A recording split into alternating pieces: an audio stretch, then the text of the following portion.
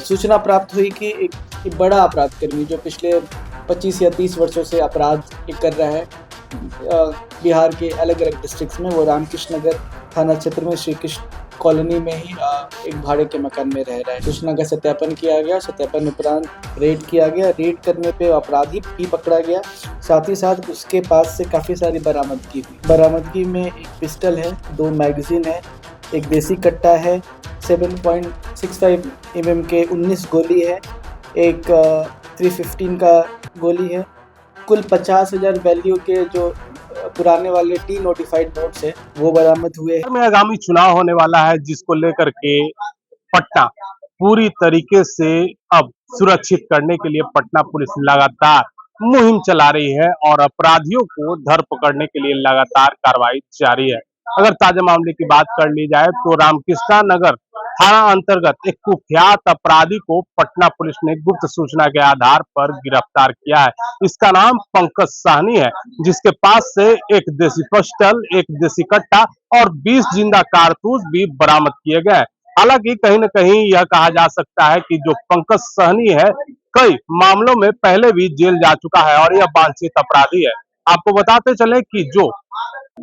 दें कि जो करेंसी बंद हो चुके हैं भारत में, वो करेंसी के 50,000 रुपए कैश भी इसके पास से बरामद हुए हैं। तो कहीं न कहीं आकलन लगाया जा रहा है कि जो करेंसी एक्सचेंज किया जाता था और 2 नंबर का काम किया जाता था, उसमें भी इसका हाथ कहीं न कहीं लगाया जा रहा है और इससे पटना पुलिस लगातार उस मुद्दे पर भी पूछताछ कर रही है। इस पर क्या विशेष जानकारी दे रहे हैं पटना के पूर्वी एसपी परिचय कुमार, आइए जरा देखते हैं। मैं आप सभी का स्वागत है।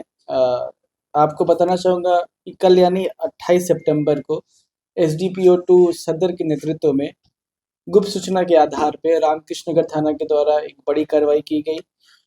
सूचना प्राप्त हुई कि एक बड़ा अपराधकर्मी जो पिछले 25 या 30 वर्षों से अपराध कर रहा है बिहार के अलग अलग डिस्ट्रिक्ट्स में, वो रामकृष्ण नगर थाना क्षेत्र में श्री कृष्ण कॉलोनी में ही एक भाड़े के मकान में रह रहा है। सूचना का सत्यापन किया गया, सत्यापन उपरांत रेड किया गया। रेड करने पे अपराधी भी पकड़ा गया, साथ ही साथ उसके पास से काफ़ी सारी बरामदगी हुई।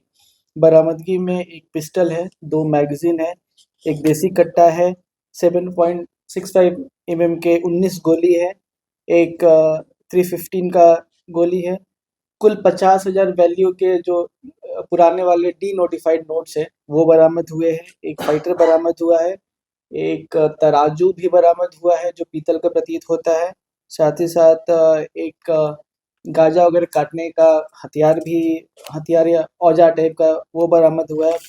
कुछ मोबाइल फोन बरामद हुए हैं और इसकी मोबाइल को भी जांचा गया तो इसके मोबाइल से भी अन्य अपराध कर्मियों के बारे में सूचना मिली है। ये भी पता चला है कि ये लूट-पाट का काम करने के अलावा गांजा वगैरह भी सप्लाई किया करता था, उससे भी ये पैसे कमाता था। और ये संभव है कि जो नोट बरामद हुए पुराने वाले डीनोटिफाइड, ये शायद उस समय के इलीगल व्यापार से इसने कमाए थे और जिसने समय रहते ये एक्सचेंज नहीं करा पाया, जो इसके पास पड़े हुए मिले। इसके आपराधिक इतिहास की बात करें तो इसके खिलाफ कई सारे कांड दर्ज है। लखीसराय थाना कांड संख्या 573 2007, लखीसराय ये थाना कही 111/6 21/2, लखीसराय ये थाना कही 398/11, बढ़िया थाना का 154/20, कोतवाली मुंगेर थाना का 454/2001। कुछ जीआरपी ये थाना के कांड भी है और भी इसके और भी आपराधिक इतिहास है जिसके बारे में हम पता करने का प्रयास कर रहे हैं कि करीब पिछले 25 या 30 वर्षों से एक्टिव है। कई बार ये जेल भी गया है और जो इसके खिलाफ कांड पास्ट में दर्ज है वो सभी ज़्यादातर हत्या का प्रयास, डकैती, लूट, आर्म्स एक्ट वगैरह के कांड है। और एनडीपीएस का भी इसका इतिहास हो सकता है, जैसे मोबाइल वगैरह से पता चला है। तो ये इस प्रकार एक बड़ी उपलब्धि है। क्या ये अकेले ही जैसा कि मैंने आपको पहले बताया है कि इसके खिलाफ कई डिस्ट्रिक्ट में कांड दर्ज है और ये यहाँ अभी पटना में पकड़ा गया है। ऑलरेडी इसके खिलाफ लखीसराय में, मुंगेर में एक कांड दर्ज है, पटना में भी एक्टिव था। तो निश्चित रूप से ये अंतर्राज्यीय है और इसके गिरोह के अन्य सदस्यों के बारे में भी हमें जानकारी मिली है।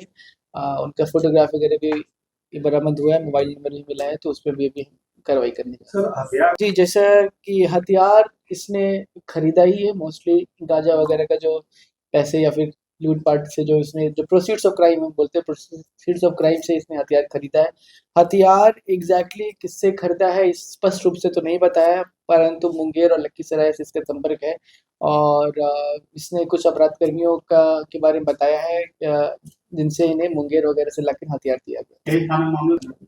पटना में इनका आपराधिक इतिहास अभी तक बरामद अभी तक हमें मिल नहीं पाया है। तो जो भी आपराधिक इतिहास अभी तक हम पता कर पाए वो लखीसराय जिला का है, मुंगेर जिला का है और जीआरपी ये थाने के है, किऊल के है। तो पटना में भी हो सकते हैं क्योंकि ये काफी पुराना अपराध कर्मी रहा है और लगातार ही हत्या का प्रयास, डकैती, लूट वगैरह में संलिप्त रहा है। तो पटना में भी आपराधिक इतिहास हो सकता है और ऐसा भी संभव है कि कुछ और भी लूटपाट की घटनाओं में शामिल रहा हो जो रिपोर्ट नहीं हुए हो या फिर पहचान ना हो सका हो। तो उस बारे घर कहाँ है और कितने लगभग टोटल कितने आपराधिक इतिहास है? अभी मेरे पास जो है अभी हम इतिहास का लिस्ट मेरे पास है, बट जैसा कि सूचना वगैरह प्राप्त हुई है इससे लगता है कि 20 से अधिक कांड इसके खिलाफ विभिन्न डिस्ट्रिक्ट्स में दर्ज हो रखे हैं और यहाँ पे ये भाड़े के मकान में रहता था। ओरिजिनली ये लखीसराय जिला का रहने वाला है। क्या पूछे? निश्चित रूप से यह गिरोह भी संचालित करता है और इसके गिरोह के कुछ और मेंबर्स के बारे में हमें इनसे जानकारी मिली है। इनके मोबाइल से भी उनके खिलाफ एविडेंस मिले। गांजा कहाँ से लाते? गांजा के बारे में स्पष्ट रूप से नहीं बताया है। मोबाइल पे इनके कुछ व्हाट्सएप कॉल वगैरह में गांजा के फोटो वगैरह मिले हैं जिसमें ये गांजा प्रोक्योर करने के बाद ये बता रहा है, बट इसने कुछ स्वीकार नहीं किया है। अन्य अपराध कर्मियों की गिरफ्तारी के बाद ये स्पष्ट होगा। इसके पास से फिलहाल गांजा की बरामदगी नहीं हुई है, परंतु जो गांजा तौलने का जो तराजू बरामद हुआ है, साथ ही साथ जो गांजा का प्लांट होता है उसको कट करने का जो औजार होता है वो बरामद हुआ है। मोबाइल में फोटो मिले, इससे यह स्पष्ट है कि यह इस कारोबार में भी संलिप्त था, या तो अभी संलिप्त था या फिर पास्ट में संलिप्त रहा होगा। कितने सालों से? साल का है। कई जगहों पर इनका अवैध रूप से पैसा बिल्कुल संभव है और इसके बारे में हम इन्वेस्टिगेशन कर रहे हैं। जो भी हमें इनके मोबाइल से मिले डिटेल्स, एक आदमी का नाम आ रहा है में अभी आपको हम कुछ नहीं बता पाएंगे। सतीश भी अपराधी है क्या? अभी इस बारे में आपको हम कुछ नहीं बता पाएंगे। 25 कुछ भी स्पष्ट रूप से नहीं निकल कर आता है। मैं आपको इस बारे में कुछ और कमेंट नहीं कर पाऊंगा। अभी आपके लिए इतना ही कि एक अपराध कर्मी जिसका नाम पंकज सहनी है वो पकड़ा गया है कोई भी बड़ी घटना पटना में करने के पहले, और इसका लंबा चौड़ा आपराधिक इतिहास रहा है और इसके पास से अवैध हथियार वगैरह बरामद हुआ है।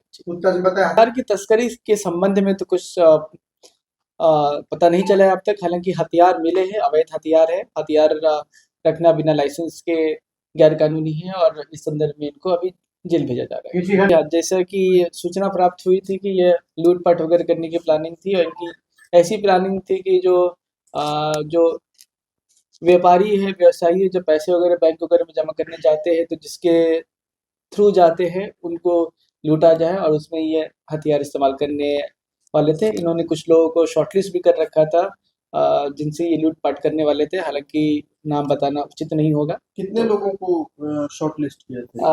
2-4 नाम इसने बताए, और भी हो सकते हैं। अगर हमें ऐसी कोई डायरी अभी तक नहीं मिली, मोबाइल भी अभी और चेक करेंगे और इसमें कुछ मिलता है तो उस पर भी अनुसंधान करेंगे। त्योहारों में ये काफी एक्टिव था और घटना को जी, इससे एक्टिव तो पुलिस थी, तभी तो ये कुछ भी करने के पहले पुलिस से पकड़ा गया और हम लगातार ही रोज ही गिरफ्तारी कर रहे हैं और जो भी अवैध हथियार है उसको बरामद कर रहे हैं। तो जाहिर सी बात है कि पटना के पूर्वी एसपी परिचय कुमार ने साफ तरीके से बताया है कि बड़ी घटना को अंजाम देने से पहले ही पटना पुलिस ने पंकज सहनी को गिरफ्तार कर लिया है और इसके पास से भारी मात्रा में असला भी बरामद किया गया है। पटना से NBC 24 के लिए अजय शर्मा की रिपोर्ट।